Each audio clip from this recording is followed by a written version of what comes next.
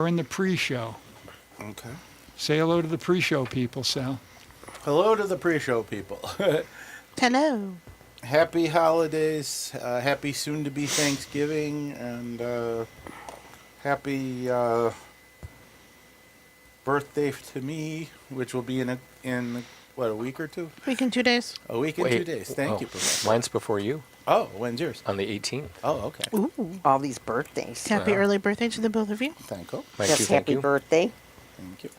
Now we're going to see who accepts the stream. Okay. Twitch has accepted the stream. Call this YouTube has accepted the stream. Facebook has accepted the stream. Okay, are you ready to actually start the show? Yes, we are. Okay, now first thing I'm going to do is I'm going to reset the timer. Okay. And then when the timer says on the air, you are on the air, okay? Okay, are you putting the comments up? Oh, Sal, What?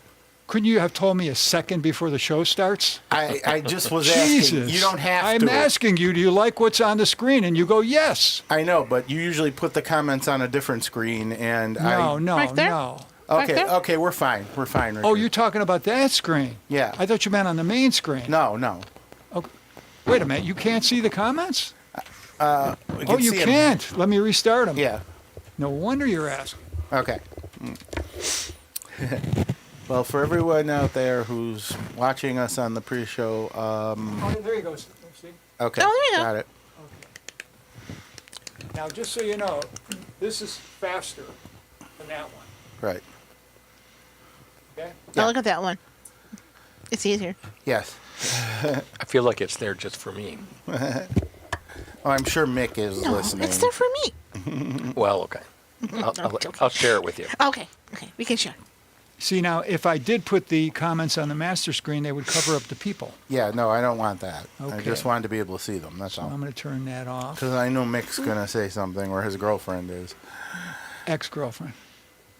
Really? I'm behind the gossip. You're behind the times. Anything else I should know? Shall I reset the timer? Yeah. Yeah, don't mention it around him. Oh, I won't.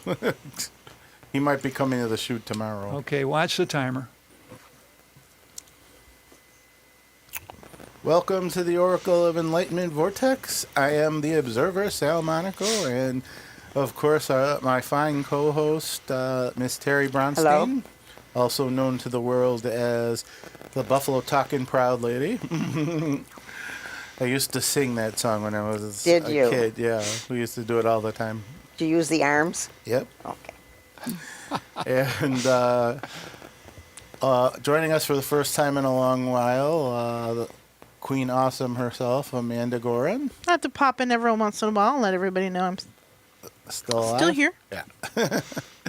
And joining us for the first time ever, I believe, here on the show, the very great one himself, Mr. David Butler. David, it Hey. is great to have you. It's a pleasure to be here.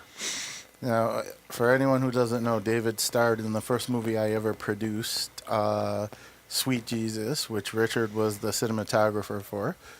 He played the President of the United States, who sold... Well, actually, he started off as the Vice President, then sold his soul to the devil to first get rid of his wife, and then second, become president. At which point he had Jesus thrown out of the country. Yep.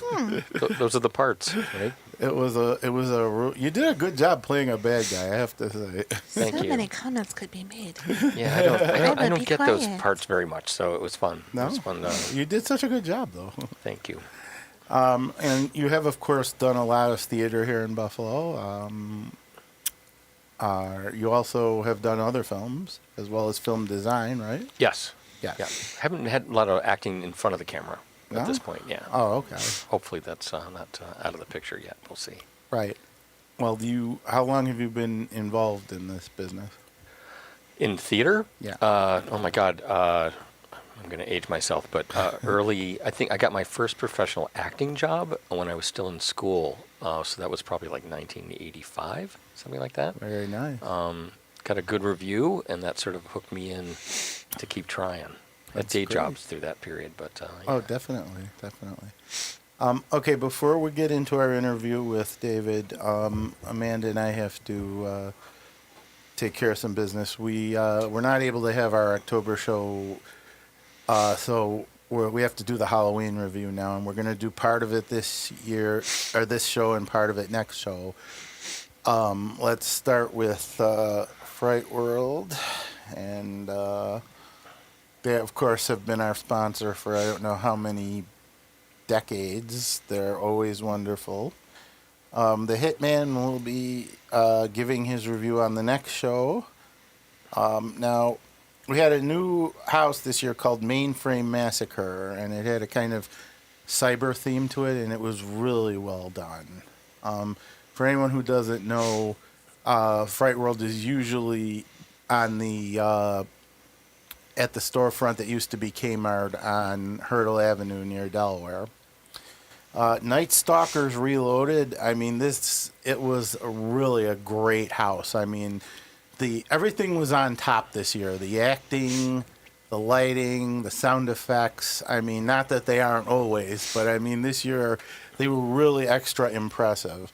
And we had Erie State Asylum, which was an upgrade to the Asylum. I really did like that one. And just want to make sure I get the names right. Carnival Boneyard. Now that one was interesting. I always love the Carnival ones. They always go pretty good. And of course, Grindhouse made a reappearance. And besides the 500 houses, they of course had their concession area, and they had areas for you to sit and take photos with. They had actors walking around in costume to take photos with. They had a big screen with a movie or something playing on it. And the lighting and everything within the haunted house is just, there's a reason why it's been around this many years, and it still survives while so many other haunted houses have died over the years. With the lack of a lot of the haunted houses, it doesn't make our Halloween tour very long anymore compared to the way it used to be. But we're hoping that more and more will get up. In fact, speaking of which, we tried a new one this year, and it was the Haunted Hayride Haunted Trail in Sanborn at the Niagara Pumpkin Farm. Mm-hmm. And it was on Town Line Road in Sanborn, 5368. Now, we went at night, so we didn't see some of the daytime activities because they were closed down. But they did look pretty cool, didn't you say? Oh, yeah. And they have concessions areas. That was cute. Yeah. That was a nice area. And they also had an area for, like, coffee and things. Oh, yeah, like a little coffee truck. That looked good. Yeah, and they also had an area, of course, the gift shop. I mean, just like Fright World always has their gift shop, too. Mm-hmm. And, I really liked the fire pit. And, of course, the fire pit, which was one of my favorite things, especially when it was so cold and we had to wait out in the line. And being around the fire pit was a godsend. I was so glad that I stopped and got an extra coat, because otherwise I would have froze. Yeah. But the main thing was the haunted hayride, and it was just amazing. Oh, yeah. Yeah. That was like the most intense haunted hayride I've been on. Like, Yeah. characters come up on the ride, And we were basically driving past scenes of people acting them out as we went by. yeah, there was like I think 3 or 4 scenes, and There was more than that.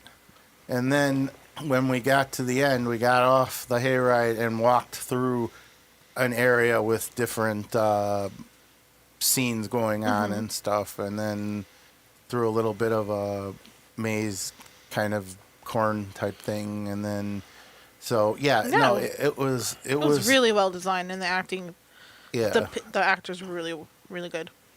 yeah. Now the lines were so long that people were waiting for like an hour and a half to 2 hours, wow. but it was worth it. It was well worth it. I mean, it was that great. Yeah. So The area around, like there you're waiting, it was nice. It was nice to wait in, so it's not like. yep.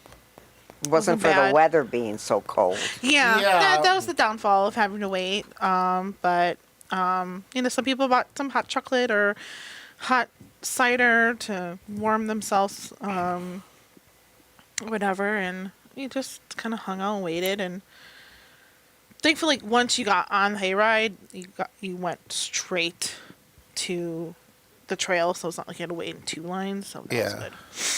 And they had some areas for the kids too and everything. It was really cute.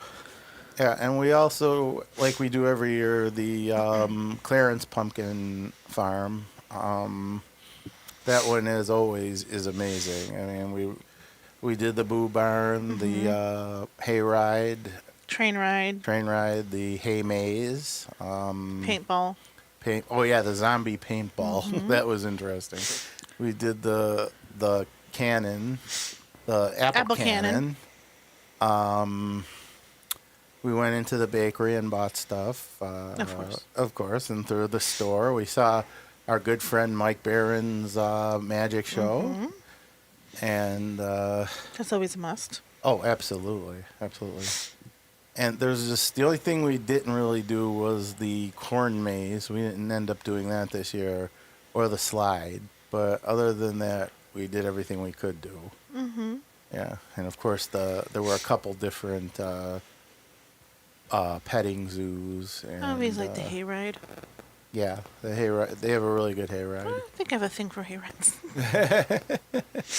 Hey, ride. Anyway. Yeah, so I recommend these things for next year, and we will. Basically, the Halloween business has changed a lot. There's a lot more paperwork and a lot more craziness involved. So next year we're going to do something a little different and start the tour just a little bit earlier with setting it up and doing promotions and things. Because the days of just showing up and them handing us tickets,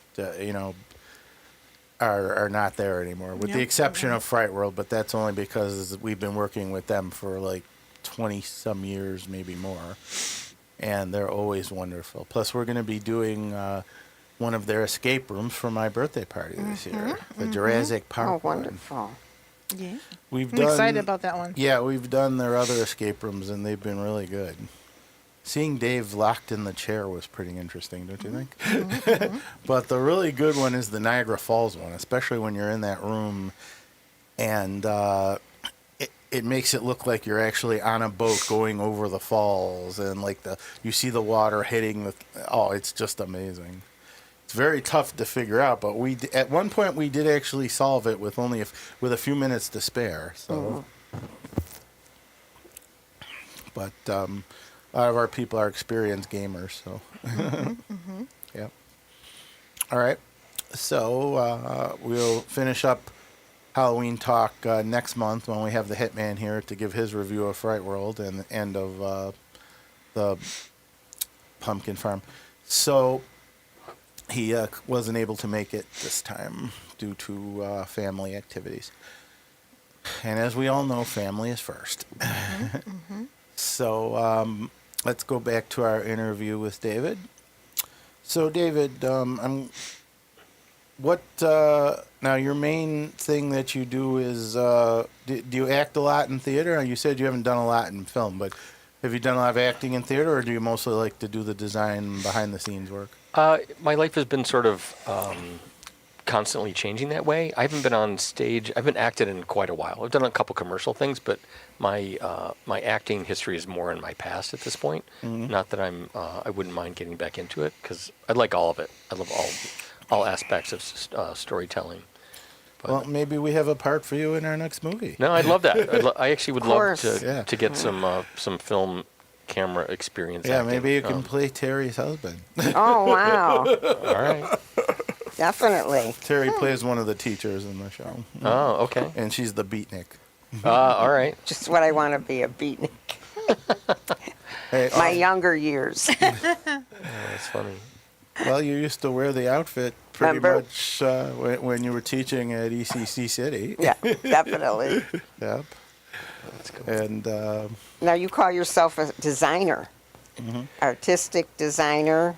Tell us a little bit about that. Yeah, I actually went to Buff State. This is a long time ago. I was a graphic design major, and I'm so old there were no computers anywhere in the building, I don't think, until after I graduated. But that was sort of the beginning of just understanding about what design is, right? And then I went to see a play that had a huge effect on me. And I sort of, the design and acting and all that storytelling thing sort of happened simultaneously. So my the design now, my main career is in the film industry. That's been a little volatile lately because I think the film industry is still recovering from COVID and from the writers and actors strike and Multiple strikes. yeah, Yeah. and then the rest of us were in negotiations for a while, and then I think Netflix and Amazon started to send things to Europe, so it's still not back. In fact, I was just talking to someone in LA recently, and they said that LA is at 50% of normal, Oh, and, wow. and that New York, I found from somebody else told me, and it's a union guy in New York, said that New York would normally have like 65 productions going on right now, and there's 30. Oh wow. Well, last So year, it's rough. It's a little rough right now. last year only 14 movies were made in LA. Wow, that's crazy. So Yeah. you think about, I mean, that's been the center of the universe of filmmaking, and there's a lot of people struggling there.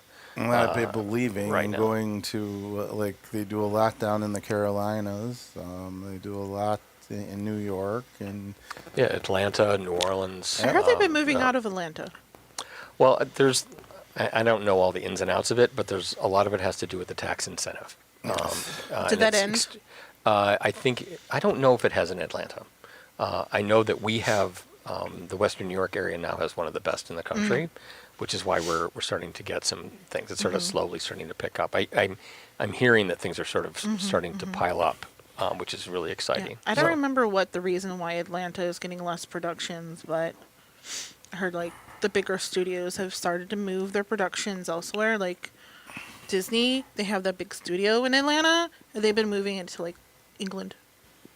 Yeah, I think that's one of the other problems is I think a lot of the productions have moved to Europe because they don't have to pay union wages in the same way. And Yeah. so yeah, I think- and Yeah, I think they said that. Something about union. well, Canada's been having similar issues. Like a lot of stuff moved out of Vancouver, and Toronto's is still a major fair. But I don't But- think it's still not back to normal. I No, don't think. no. And we've been amazed how much we've been getting here in Buffalo. I mean, Terry and I worked on a couple other films during the summer as well as mine. It's really and come around. Yes, I mean, there's at least 30 production companies here in Buffalo alone, without not counting the people who come here to make movies and leave. So, Yeah, it's definitely an exciting time to be in Western New York for film, I think. Now, you said you work along with directors and carpenters and set designers. What does all that entail? Like, how do you go about getting together with them and figuring out what it is you're going to do and create? The process, the title in film is production designer, and it basically, it starts with the script. Like sometimes you get the script, but hopefully before you've been hired, and you get a chance to read it a couple times. And I've been, trained after all these years to sort of you basically go through the script and sort of analyze it and to sort of try to get a feel for what it's about. And then you have that first conversation with the director. And it's funny because when I went to school at Buff State and had some really amazing teachers, and one of them's name was Warren Enters, and he used to say, which is a little bit rude, but that 95% of directors don't know what their play is about. I remember that being said. I knew Warren very well. Okay. Now he had a huge effect on many of us, and so the issue is if I say this in a positive way, is if a director can say like why did you pick this? Why did you pick this screenplay or this play? Then if you can put it into one sentence, like this is why I chose this is what it's about, then everything else that everybody does is supposed to head towards that, right? So my job then is to take the script, what the director's saying in these early moments in this process, and sort of go through the script again and sort of figure out how all this fits together towards that end, right? So it has everything to do with color, and so anyway, I'm getting ahead of myself. So in that process of analyzing the story, then it's like, well, what do the sets look like? What's happening in these scenes? And then I come back to the director maybe with some sketches and some ideas, and if we're on the same page, then those sketches end up as blueprints, which then go to the carpenters that start to build things, and then once they've built the walls, of course sometimes we're shooting on location, right? But they build the walls, and then the scene painters come in and they paint the walls. Sometimes they paint them and then they make them look like they're old, which is called distressing. And then once that happens, then the set decorators come in and start putting paintings and furniture and books on shelves and all that kind of stuff. And then it slowly starts to happen. And when we do it right, one of my favorite stories with this is that we did the screenplay is called After the Sun Fell. And Joanna Bayless had starred in this in the play version on Broadway. So in theater, you're in some cases, and certainly in Buffalo, you're rehearsing on the set for weeks. In film, you might be coming in the day before you shoot, right?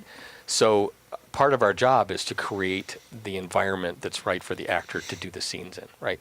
So Joanna Bayless came in the night before to this set that we had built inside of a house up in Lewiston.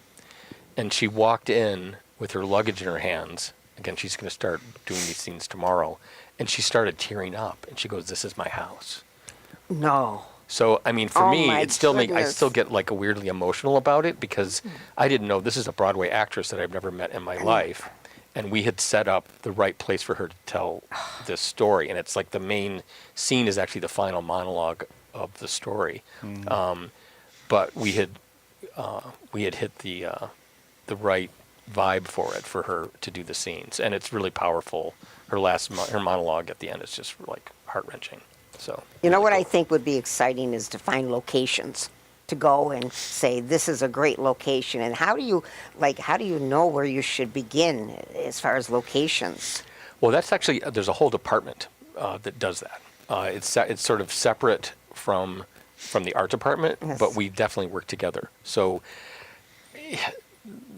the biggest part is it's in a way it's all the same thing because the locations people have to know the script too and know Right. what the scene needs, and then it's basically having a knowledge of the city that you're in, and that's one of the amazing things about Buffalo. And I think it was Fredel and Ray said this the first time, is that Buffalo has one of the best back lots, or is the best back lot in the country, because we have, if you step back and think of all the different places that we have, there's the obvious ones like Niagara Falls, but we have sand beaches, we have castles, we have urban decay, we have forests, we have old forests, I worked on this horror film, Bashira. Unfortunately, it hasn't been picked up yet, but very proud of it. And the producer was the producer that had done Marshall here before, and he called me up and said, "Is there any place in Western New York that we could turn into a Japanese mystical forest?" And I remember my partner at the time, as soon as I hung up with this producer, I said, "Get in the car, we're going to Little Rock City." Oh, gee. And I don't know if you've ever been there, but it's this place. It's like in ski country. It's in Yes. Ellicottville area. Just outside. And Yes. and it's just the most beautiful. It's amazing. You could do Jurassic Park in this place because it looks like this sort of prehistoric, like ferns. There's Oh, wow. giant rocks. I would say, it looks like all the floating rocks from Avatar, like crashed to the ground. Very Nice. nice. Yeah, we used to bring the kids there when they were little. Oh yeah, it's just Yeah. it's just amazing. So anyway, we go there, take pictures. I send them to Chris, who's the producer, and that's how one of the ways that we got the film was having the locations. I know even A Quiet Place, when they were deciding what city to shoot in, they had a whole bunch of us. This is before they started shooting. They had the locations department, but they also called me up and said, we need docks, like marinas and docks. Oh, And boy. they went south, and I went north to Alcott Beach and some of those places. And there's so many things that have to come together to make these stories happen. And that part of the fun is the treasure hunting. I've been a buyer, which is another. A buyer is like sort of like the assistant set decorator, and the buyer is the person, like the set decorator says, "I need this room to look like this," and then you have to go find all the things to make it look that way. And it could be anything from books, like on Nightmare Alley. There was a scene, actually, unfortunately, it got cut, but there was supposed to be a locksmith, not sure what to call it, like an outdoor shop. This is right in front of City Hall, and we're in the 1930s. And I needed to fill this locksmith shop with locks that were 1930s locks. Wow. And at first you're like, oh my God, how am I going to do that? But I've been around long enough that I know who to call. And in some cases, like I have some friends in the antique business, and if they don't have it, they will say, well, call this person. It's a chain reaction. Yes. And the next thing I know, I'm going to a locksmith, the owner of a locksmith shop that's been there forever. And it turns out he's been collecting locks. And here, keep in mind now, I'm working with Shane View, who was the set decorator on Frankenstein that just came out, and he's won 3 Academy Awards. Like, it's terrifying. So you find these things, and they're like, "How did you find that?" But you get brownie points because, I mean, this guy came out with locks from the 1930s that were still in the box, and just beautiful. Like, now we don't really care what a lock looks like, but in those days they did, right? So just beautiful brass sculpted things. So. It's really, treasure hunting is part of the fun of all this. Tell us a little bit about your experience with Pinball, the man that saved the game. Okay. This is a film that I believe is still on Amazon. Pinball, the Man That Saved the Game is basically the story of this guy named Roger Stark, I think it is, who in the 1970s, pinball, up until this point, pinball was considered gambling, and it was illegal in New York City. Yes. In fact, when I went to Buff State in the 80s, you could play Pac-Man and Asteroids, but there was no pinball machines on campus. I always wondered about that. Right. So, and I don't know why that bled over into the state campuses, but I think it was a law that probably came off of this. And this goes back to Prohibition. And there was this feeling that, and if you watch the film, you'll learn the story. But there's just a lot of corruption and stuff, even in the people that were making laws in those days. Can I interject for a second? Yeah. Is this it? Yes, it is. It is on Hulu and Disney Plus. Oh, good. Oh, I didn't know Then that we it can watch it. Yes, we I can didn't know that it had switched. That's freaking awesome. It went over really well during COVID, which was fun. It's bad. very kind of a family-oriented thing. But What's it called? It's called Pinball, the Man That Saved the Game. Ah, okay. I'm gonna screenshot it. Whenever I see something I want to watch, and I screenshot where I can see it. I can stream it. It's very, cool. it's a quirky, it's sort of a romantic comedy. It's sort of like a biopic. It's sort of, there's a little bit of history in it.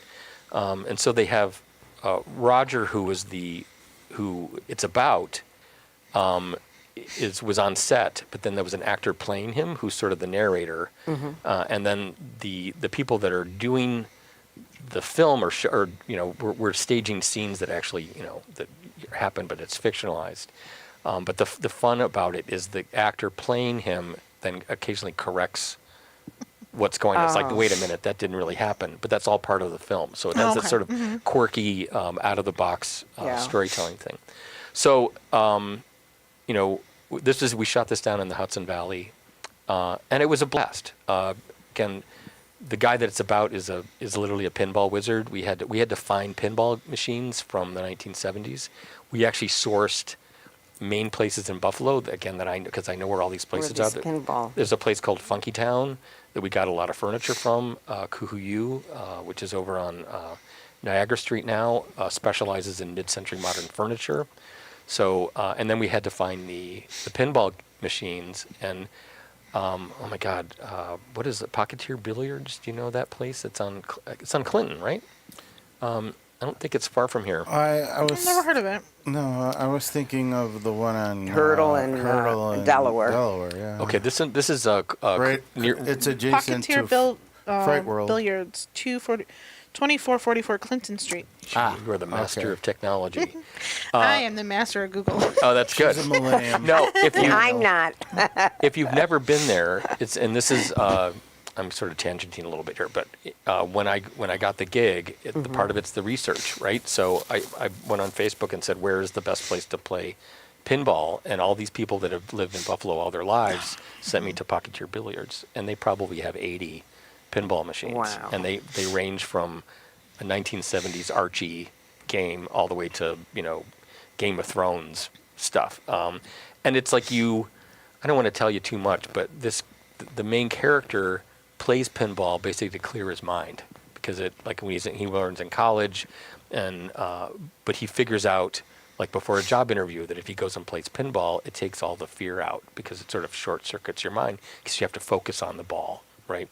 So that's sort of a theme through the whole film. Anyway, we shot this thing. I can't even think of the year we shot it, but it came out. I don't know, got 3 or 4 years ago, and my big bragging thing is that it was listed. The New Yorker magazine, which is a pretty well respected national magazine, listed it in the top 10 films of the year. Wow. And it was in the same number 1 and 2 were Barbie and Oppenheimer. So we were 10, but I'll take the 10 in that list of films. So really fun, very challenging, really small art department doing it. Bunch of local people that were involved in that, and we had a really good time, and I'm very proud of it. So Very cool. Can't wait to Nice. see it. We just need to take a quick break. Amanda and I are going to talk about a few films that we just screened lately. Last night we screened The New Running Man. What did you think of it? It was a lot of fun. Glenn Powell did a great job. I feel like he was the highlight of the film. Yeah, he hosted Saturday Night Live last night. Oh yeah, I heard that. I saw some of the clips. It looked really good. Yeah, well, some of the skits were just horrendous, but some of them were pretty good. So I give it a 50-50 on that one. But there was a much different take on the book than it was in the Arnold Schwarzenegger movie. I mean, the Arnold Schwarzenegger movie was basically a action adventure. You know, they threw Arnold and his buddies into the arena, and he had to fight them and stuff one by one. Whereas here, it was more like I'd say it was more of a social drama than a. I mean, there wasn't even as much action as we expected there would be, but that was okay because, you know, what was happening in the movie kept you interested. So It was like close to a very, very twisted version of that race show. Just which? the one you like, where they go around the world. Oh, The Amazing Race. Yeah, it's like a sick version of that. Actually, she's right about that. A little bit, like not And- quite the same, but it's like Yeah. there's some similarities, but much darker. There is a cameo by Arnold, but I'm not going to give away what it is. And there were a lot of in-jokes thrown in there that made references to the Arnold Schwarzenegger movie. But I definitely give this film 2 thumbs up. I mean, yes, it was long, but it was long for a reason. I mean, everything that and William H. Macy did a great job in his character, and It didn't feel long. yeah, didn't that's think my so. point. If you're gonna do a movie that's almost 3 hours long and Wow. it doesn't feel that way to the audience, then you know you did a good job. You know, It's kind of. I think it's kind of funny that this came out the same year that was it The Long Walk? yes. So like it's like they both have that contest and with deadly consequences, and they're both by Stephen King. Oh, that one was just vicious. I mean, again, it was so well done. I'll leave it That to Stephen King. You had more drama than you did action, which was fine because, I mean, plus you had Luke Skywalker in it and everything else. The other movie we saw was Now You See It, Now You Don't. Now you see me, now you don't. The third version. It's the third Third in installment. this installment with Morgan Freeman, Mark Ruffalo, Jesse Eisenberg. Those just Isla Fisher, Isla Fisher. There was a lot of good. one of the Franco brothers. Yeah. I forgot what his first name is. And know. there was just a lot of great actors in this one, and the storyline was just really good. And again, it was the storyline was carrying it. It wasn't the action. I mean, in the trailer, they make it look like an action film, but it's really about the characters and about what they're doing, and that's what makes it good. So I'm happy that Dave, you might agree with me on this one. Character-driven shows in movies can actually be better sometimes than action films. Like, you don't have to shoot somebody or blow somebody up to have a good movie. I agree 100%, and I think you could have both. Yeah. Actually, a well-written one is both. Exactly. Because if you don't care about people, you're not as engaged with the story, I think. Exactly. It's kind of like in Friday the 13th. The characters are so dumb that when Jason kills them, you applaud. You know. What is the I've watched every one of those. what's the Me too. is it Lost Over Boys? and over and Lost over Boys? again. Is that the vampire movie? Yes. Yes. Yeah, I think I was pretty young and probably a little bit of a punk rock snot and those things, but I was cheering for the vampires when I watched that because the neighborhood people seem so annoying that I'm like, oh my god, bite them already. I Well, thought yeah. I might think differently about that now. I haven't seen it in a long time, but I thought the new magicians great in show. the Now You See Me movie were Yeah. pretty good too. Yeah, I also saw the movie Christie, which was about the first lady boxer to be on pay-per-view, who really got ladies boxing on the map. Her name was Christie, and she did a lot of things to bring about women being allowed to box, and I think it carried over into wrestling and kind of reinvigorated the ladies wrestling community. And this is such an amazing film. You know, I can't say enough good things about it. You know, her relationship with her husband, her relationship with her family, especially her mother. You know, at some point you want her to box with her mother because she's such a... Anyway, but it's one I definitely give 2 thumbs up to. That was a different role for Sydney Sweeney. Yeah. It's so funny, like, so you know that movie came out, and then she's going to be in The Housemaid, and she looks completely different in both those films. All right, back to David. Do you want us to start showing your Some PowerPoint slides. slides? yeah, sure, why not? Okay, great. I can. We're there's switching. Probably a little story You behind can each give one of us something. Give us the information, the Right. story. Yeah. And, there we go. Yeah, this is one of those sort of outside the box projects, but this is a piece that we did for the Family Justice Center, which is basically a child abuse, family violence kind of place. And the job was to create a space that kids could have fun hanging out in, kind of to distract them from what was going on while maybe their parent was dealing with, the serious issues of whatever was happening in the house.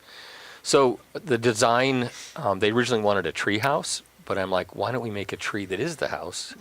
And so the idea, this is sort of a close-up shot, but the idea is that it was a big hug. So then inside, and again, this is, I think we're not even completely done in this photograph, but there's bookshelves inside and all the little, there's little seats that open up and have toys and stuff inside. And we also, I remember telling the people that commissioned me to do this that I would hope that the staff would spend time in there too. And apparently they have meetings in there sometimes. Oh my God. Which is it's a huge compliment. If that was in my workplace, I'd probably go there on my break. Where is it right now? Well, it's at the Family Justice Center, which is downtown. And I think it's a little, I don't even know if I should say the address, because it's sort of a place that people go when they're in trouble. And it's sort of a fun thing to do for the community, sort Yes. of giving back, and hopefully had an effect on people that might be having a bad day. Okay. So, Next one. and this is completely random group of slides. This is showing me back in my acting days. What is this? Oh, this is called Gutenberg the Musical. I'm with that's a young version of me with Tim Newell, who is a very prolific actor in Buffalo. It's a very funny show. It was written by these 2 guys that collect pitches for musicals in New York, and they basically took all of the worst ideas and put them into a musical. Wow. So the joke is, it's just the 2 of us who are singing all of these songs that we've written, and we're playing all the characters because the gist is we're pitching it to a producer that might be in the audience. So all of those hats, we wear them and play different characters, and sometimes it's really rapid fiery kind of thing. But it was really really fun.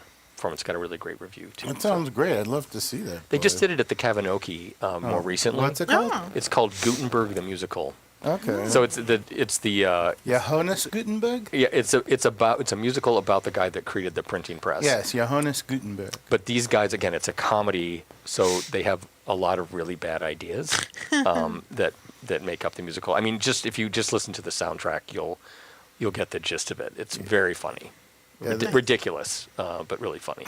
At the end there's literally a kick line, and it's just the two of us, but we're holding a rope that has all these hats on it with people's names. Aw. So it's really silly, but really fun.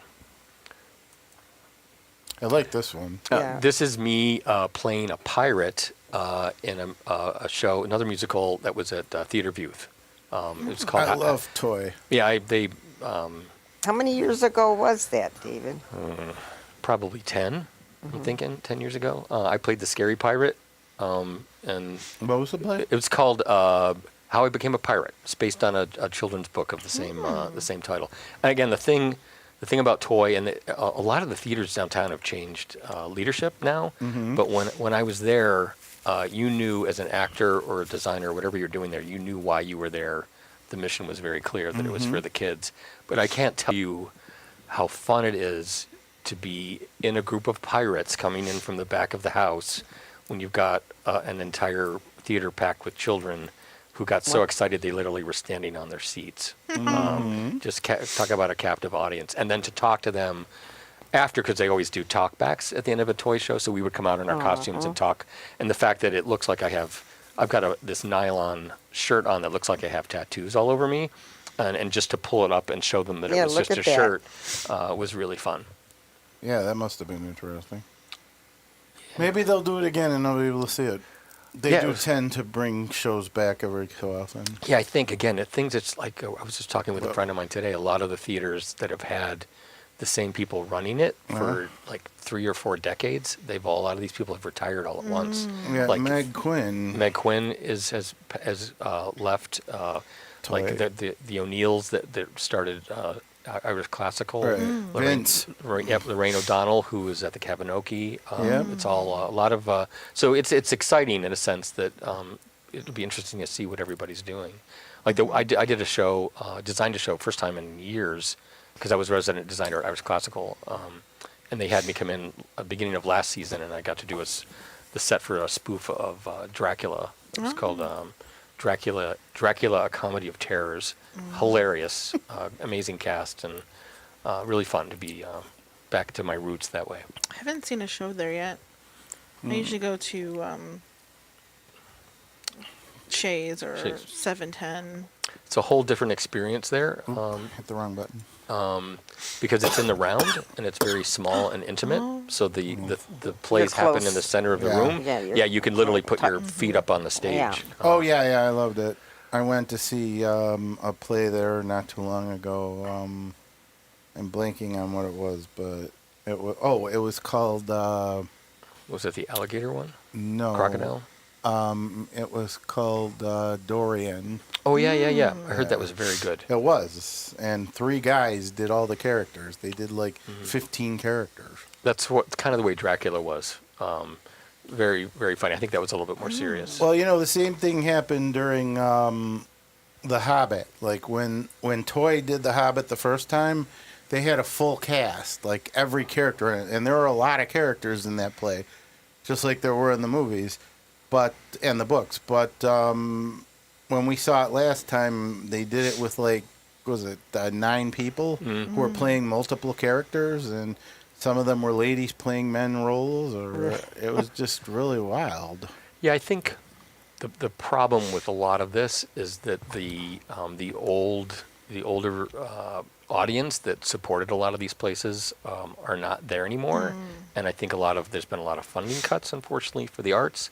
So this is one way of doing a show with a large cast, and there's some very talented actors in town that can play can play multiple parts at the same time. It's challenging, but it's fun. This is kind of a weird photograph, but this is me playing Sancho Panza in the ballet of Don Quixote. I did that a long time ago, but Don Quixote. yeah, Don Quixote. I can't think of. I think that's. That's Man from La Mancha, right? Yep. Yep. Yeah, but this is the ballet version. So I'm not a ballet dancer. We were just actors in it, but it was really fun and challenging to do that. Yeah, it becomes a exercise on how many ways you can present your work. Jack of Yeah. all trades. Yeah. Yeah, and I love it. And it's funny because I sort of joke about this, but I think I'm one of the last people in my life to realize that I probably should have been diagnosed with ADHD like 40 years ago. But I can't say bored, but I like to move around and do different things. It keeps my brain happy. Well, I have to say that people have said the same thing about me. So, Yeah. don't you agree, Amanda? Yeah, it's not a bad thing. She's like a sister to me, so she knows me real well. It's great. It's Yeah. great. Okay, next we have this one. Oh my God, what was the name of this? This is another musical that I was in, and it's another one of those things you're talking about where the actors around me were playing multiple parts.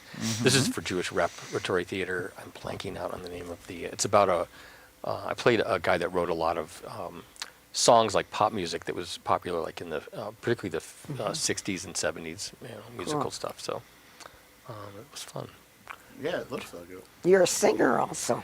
Yeah, I used to do a lot of musical stuff, sang in choirs almost all my life. You have to be in a musical. Yeah. Well trained. Again, I miss a lot of it because I don't Wow. get to do it that much anymore. But Oh, this one looks cool. this is actually again, I'm just showing you the diversity because sometimes it's film, sometimes it's theater, and sometimes it's the Christmas display at the Buffalo Club. The Buffalo Club?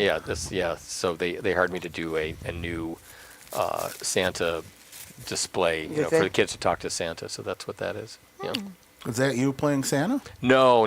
We just did the set, like okay. all the little elves that are on the top of that, and the painting of Santa going across the sky. For those people who don't know, what's the Buffalo Club? Oh my God, the Buffalo Club is, I believe, one of the oldest clubs originally for men in the whole country. Oh my goodness, when McKinley was shot, he was taken to the Buffalo Club for a doctor to see him. Fortunately, Wow. he didn't survive. Yeah. But crazy historic place. I believe Mark Twain smoked cigars in that place, and it hasn't really. It's certainly changed. They've renovated it a lot, but it still has this very old, like turn of the century kind of vibe. The paintings on the walls, the woodwork, the fireplaces are just magnificent. Yeah, and I understand that the women used to years ago go in one door, Yep. and the men used to go into another. Yes. I'm going back. They've lightened it up. If I can tell you a little bit of a naughty story about that, the mansion on Delaware Yes. that's right down the street was at one point a gentleman's club, and that's in quotes. And there's an underground passage from the Buffalo Club into the mansion on mansion. Delaware. And so the men would be like, "Oh, I'm hanging out with the guys," and they would sneak underground and then come back out. So there's, Buffalo has a sordid history as well as an amazing history. And a lot of places with underground tunnels. I mean, Buff State. Oh, I heard that. Oh yeah. ECC North. Do you know about the town ballroom? Do you know about that? I did a set for them many years ago, and Brian Cavanaugh, who was the main guy, lighting designer there, took me to this sub basement, and it was In the town ballroom. Yeah, it was a burlesque house during Prohibition. Right, it has an amazing history.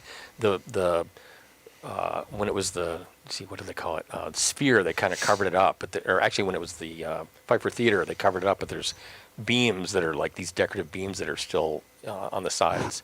But there's a sub basement, so it's like there's the basement, and then you go down another level, and if you go towards Main Street, there's the remnants of a stone archway, and they used to apparently run liquor from the waterfront underground all the way up into the basement of the town ballroom. Wow. And the other urban legend is that the other tunnel went to City Hall. So Why am I not surprised? I had heard that there's a lot of tunnels in the city of Oh, yeah. Buffalo. Do you know if there was any under ECC City?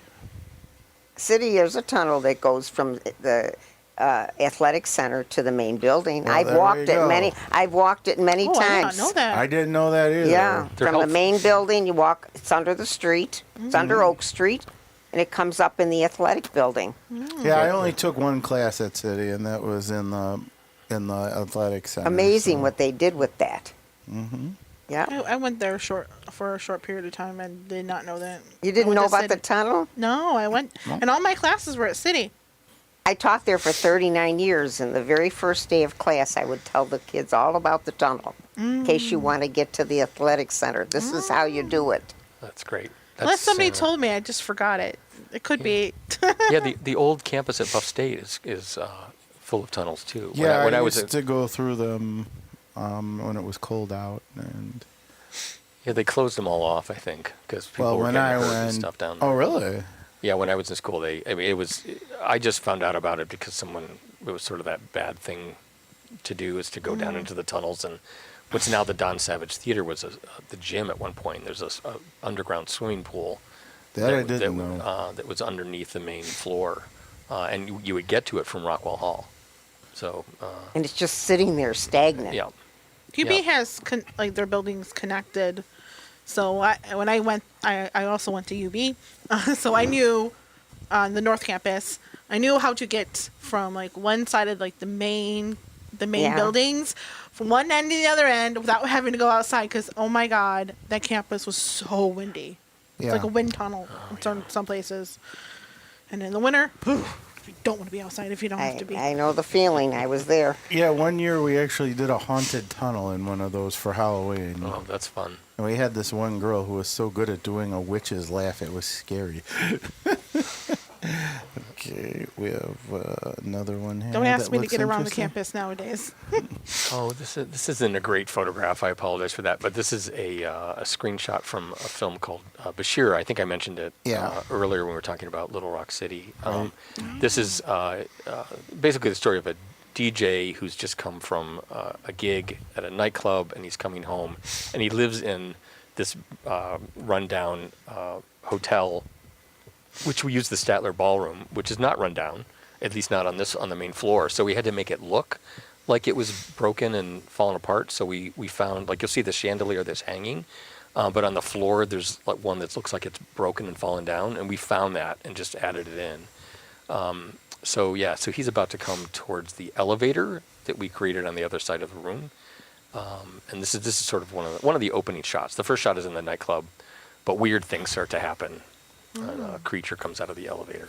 So hopefully we'll see it. There is a trailer for that. It's just it's called Bashira. Oh, this one looks nice. I don't know if you guys know Tracy Wilson. She's a Buffalonian, but she's become she's like all over the country doing kind of cheerleadery kind of events. She's just wonderful. This is a film called True Calling that we did a bunch of years ago.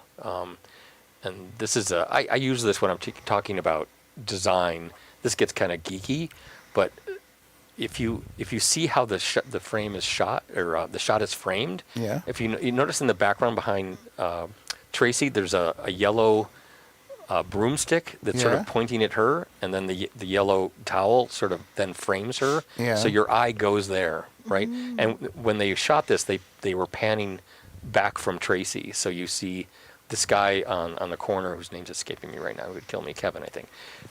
He's literally playing God. So she thinks she's hallucinating, but this guy is talking to her. So the camera was close to her and then panned back. But I use this in talking about design, and like when you have an opportunity to really get into the details of, like you would in a fine arts class, about how the eye moves across a painting. That's what that was about. Absolutely. So, have you like directed plays and like produced plays, or you just handle the background and acting? I directed one short play, but I've done a lot of I think the modern term would be immersive theater, where you're creating something out of nothing. The last big one I did was I did it 2 years in a row down on the waterfront. It was called Grain Dances, Steel Floats, and it was about immigrants at the turn of the century that were coming from Ireland and places like that, and ended up living in the First Ward and working in the grain silos. And because I don't do anything normal, I always have trouble. Someone was trying to describe me once, and they did, and the person he was describing me to said, "Oh, Dave's one of those people that thinks outside the box." And my friend responded, "David doesn't even see the box," which was a big compliment. So Grain Dance and Steel Floats was, the initial idea came from, I was emceeing at a Music is Art festival. And Robbie from the Goo Goo Dolls at the last minute calls me like a week before. And he's like, "Dave, can you get me someone to do something in these boats?" This is when it was at Delaware Park, right in the back of the Albright Knox. So I asked this friend of mine, again, it's last minute. They had these boats that were created by the Maritime Center. So they're historic boats, and they're the kind of boats that would have led people from their homes to the grain silos, like, in the 1800s. So anyway, I call up my friend Nancy Hughes, who's a dancer, modern dancer. She does this thing called contact improv. I think I know her. You might. She's very prolific in the dance community. But so I asked her, I said, "Would you guys be willing to do something on the boats?" And I'm part of me is like, how are you going to dance on a boat, right? So flash forward, they've been rehearsing. I'm standing next to Robbie, and I've known him since he was a bartender before they got their record contract. We're standing on the stage waiting for the next band to come out, and we look out onto Delaware Park, and Nancy Hughes is on a boat. This guy, Scott Slocum, is holding her up. They're in a rowboat. The guy is rowing the boat, and they've never met. And they're doing they're literally doing this crazy stuff on a boat in the middle of a lake. But I had an epiphany. It's like, you could, like, that piece of water is the stage. So I wrote this piece about Buffalo immigrants, and then I proposed it. I got a grant from I can't think of the name of the agency, but it's basically the river people and the Buffalo waterfront people. And so we did this performance, and it had people dancing on boats. It had spoken word. It had people singing songs, and traditional theater all sort of tied up. And it was in the place where it happened, because we were right at Mutual Riverfront Park, which is where people literally would have gone from their houses in the First Ward across the street to what we now know as Silo City. So anyway, I've done a bunch of those. I've done Halloween shows with Edgar Allan Poe. That's sort of how I started. Okay. And you also enjoyed watercolor painting. Yeah, I do that. I'm an interdisciplinary artist. I love all the arts, and I when I was in college, I had definitely had some painting in that background as well. So pretty cool stuff. Now, you had mentioned to me this little saying. I have to ask you about it. You said you want to live on, how do you dress to go to the gallery? Someone once told you. Oh, yeah. About how do you dress to go to the gallery. Can you tell us a little bit about that? When I heard it, it was amazing. So share it with us. Well, I had a good friend in college. We connected very, very quickly. His name was Kent Turpening. We're still friends.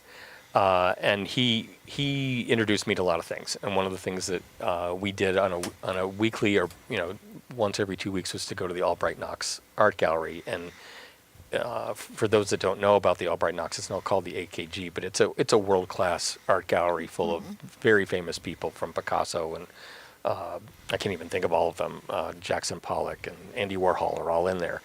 So anyway, he would have me go, every 2 weeks with him, and occasionally they would have a major show that would be traveling in, like they still do. And he taught me that there's two ways to go to a gallery opening, and they can be really kind of foo-foo and ridiculous. But he said either you dress as if you could afford the art, so you dress up in your best clothing and with a little bit of fashion sense, or you dress as if you made it. So there was one show I was telling you about this. There was one show, big artist named Sonia Delaunay, and we went to the library, and this is all on him, and I have so much respect for him because it really affected me. We went to the library. There was no internet in these days, right? So you went to the library, you pulled out magazines, and you had to go to the card catalog and find articles that had been written about Sonia Delaunay. So we studied up on her. And then a couple hours before the gallery opening at the Albright, and this is like people are in their mink coats and stuff, we went to the art studios and painted and then did not wash our hands. So we had paint on our fingernails. We smelled like turpentine, and we went to the gallery opening like that. And then we talked a little bit of BS, I think, but we talked as if we were experts on Sonia Delaunay, and we had an absolute blast because you could tell that all these rich people were listening to every word we were saying.